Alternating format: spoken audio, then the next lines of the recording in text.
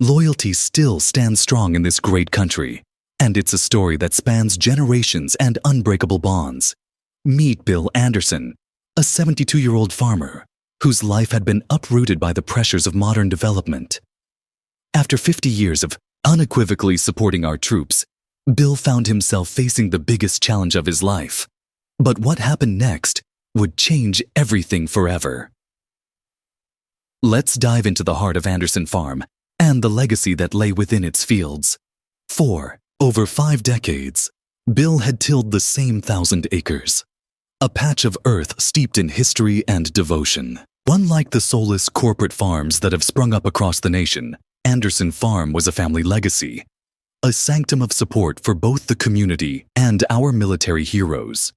Every week for 30 years, Bill had meticulously maintained a special landing zone in the southern expanse of his farm, just as his father had done during the tumultuous years of Vietnam. This space wasn't just a plot of land. It served as a vital training ground for military helicopters coming from an air base. 2 states away, young pilots learned the intricacies of night landings under Bill's watchful eye, while his wife, Martha, expertly prepared coffee and sandwiches for the crews during those long, arduous training sessions.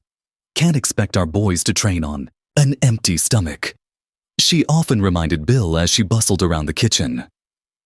Even during the peak of harvest season, when the fields were ripe with corn, Bill was unwavering in his commitment to maintain that landing zone. He understood that military readiness couldn't wait for crops to grow. Lives depended on it. For 40 years, Bill's loyalty to his land and his service to the military had never once been called into question. But then, everything changed. Silicon Valley developer Techscape swooped in and purchased the surrounding area, uninterested in the deep historical significance of Bill's land. To them, it was merely a prime piece of real estate for their new technology campus, a notion that sent a chill down Bill's spine. "We're offering above market value," the developers said, expecting Bill to jump at the opportunity. But no amount of money could truly compensate for what Bill had cultivated. This farm was more than a business. It was a tribute to 50 years of unwavering service to his country. A piece of soil that had nurtured countless pilots preparing for missions across the globe.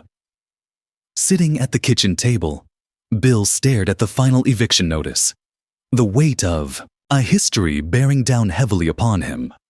The reality was stark. 50 years of Anderson family tradition was about to dissolve into nothingness. His father had tended these fields through the Cold War. His grandfather had initiated this legacy during World War II. Now, developers were poised to erase what even war couldn't. Day by day, Bill watched as his neighbors capitulated to the developers. The Montgomery place next door, crucial for helicopter crews, was already marked for demolition. The Wilson family, once proud owners of 200 acres used as an emergency landing zone, yielded to the same fate. Each night, Bill and Martha would sit in their kitchen, poring over the developers' offers. "I don't understand it," Bill would lament. "We've been helping train pilots for decades. How can they just erase all of that history?" Martha would clasp his hand, recalling all the young service members they had supported over the years. Every late-night training session etched into their memory. But the clock was ticking, and they both understood that time was not on their side. One fateful afternoon, driven by a sense of desperation, Bill erected a sign with trembling hands. "Notice, military training zone closing, Anderson Farm, serving our forces since 1943. The act of writing those words solidified the looming reality. Bill was about to lose everything. Underneath, he penned a smaller note. "Thank you for 50 years of service to our country." Bill chose not to inform the military just yet. He continued to maintain the landing zone, as he always had. But those around him could sense the change. Gone was the proud stature. It was replaced by a stooped figure attending to rundown lights. He struggled to relay crucial coordinates to incoming helicopters, his voice now cracking under the weight of despair. A young reporter caught wind of the plight and visited the farm, her camera clicking as she documented Bill's heartfelt story. She asked him about the farm's historical significance to military aviation training. He recounted the sacrifices made over the decades, from the first offer of land during World War II to the countless pilots mentored through Korea and Vietnam. To Bill, the reporter's visit felt like little more than an exercise in futility.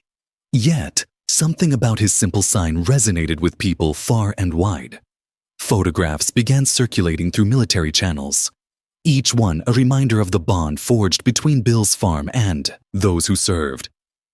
5 decades of pilot training ground gone, just like that. One post lamented. Then came the phone call that would shift the tides in an instant.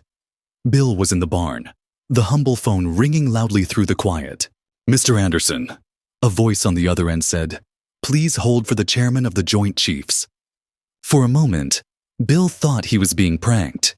Yet, when the chairman's voice finally came through, reality set in. "Mr. Anderson, I saw the story about your farm. Please, tell me everything." For the next 20 minutes, Bill shared tales of service, not laced with politics, but rather the raw, unfiltered essence of dedication. He spoke of guiding helicopters in late at night, watching young pilots blossom into skilled aviators, stories intertwined with the legacy of his family. "Mr. Anderson," the chairman said with a steady voice, "we can't afford to lose training grounds like yours. Give me 24 hours. Bill's hands shook uncontrollably holding the receiver. The chairman had promised him hope, where only despair resided moments before. "Martha," he called out, "you won't believe what just happened." She rushed in from the kitchen, the worry etched on her face. "What is it?" she asked. That was the chairman of the Joint Chiefs. "He wants to help save the farm." Tears streamed down Martha's face, relief washing over the years of sleepless nights and worry. For the first time, they felt a flicker of belief guiding them through the darkness. The next morning, as Bill finished up his chores, the familiar sound of rotor blades filled the air. An Apache helicopter broke through the tree line, followed by 3 Blackhawks landing on his training field. Bill's heart raced as he recognized the markings. These were no ordinary training crews. 2 generals emerged, briefcases in hand, and Bill could hardly breathe. "Mr. Anderson," one of them said, brandishing credentials, "we're here to ensure your farm remains exactly where it belongs, serving the United States military." For over an hour, they sat at Bill's kitchen table, Martha bustling around, serving coffee as they reviewed paperwork. The generals explained how they would designate Bill's farm as a protected military training facility, effectively shielding it from greedy developers. This arrangement would provide the Andersons with a steady income while preserving a critical training area. "Sign here, Mr. Anderson," they said, pointing to where his name needed to go. Signing that document felt surreal. It was as if a weight had lifted from his shoulders. "Some things are worth more than money," one general shared.